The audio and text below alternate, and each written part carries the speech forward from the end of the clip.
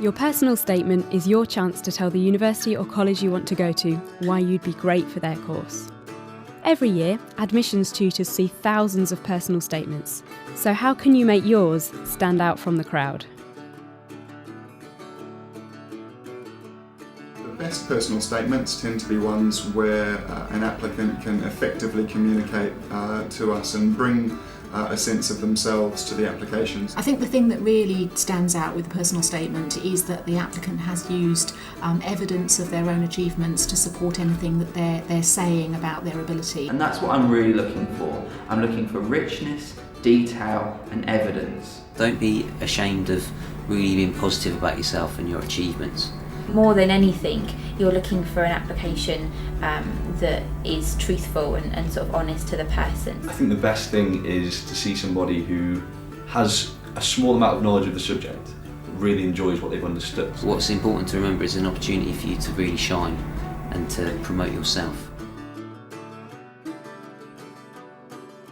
What we don't want to see in a personal statement is any kind of negativity, whether that's regarding yourself and your achievements, or whether that's towards maybe a teacher or a tutor or somewhere else elsewhere. Avoiding cliches in your personal statement is a good thing to do if you can do it. My kind of pet hate is the cliched first sentence. So the classic computer science example I have is where a student says something to the effect of, I got my first computer when I was X years old.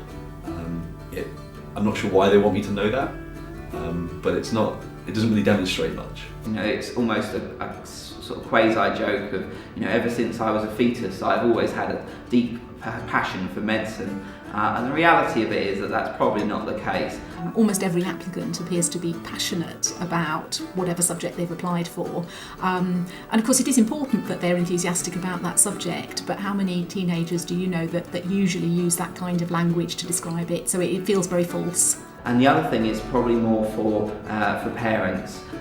We do find that sometimes parents really want to talk through their personal statement with their son or daughter, which is great, but when too much influence comes to bear and they start drafting it with them or indeed for them, we start hearing the voice of a 55-year-old rather than a 17-year-old, and actually we want to hear the voice of youth. Well, I would say also not to make a personal statement that's too abstract and quoting your favourite lines of poetry or various other bits of literature.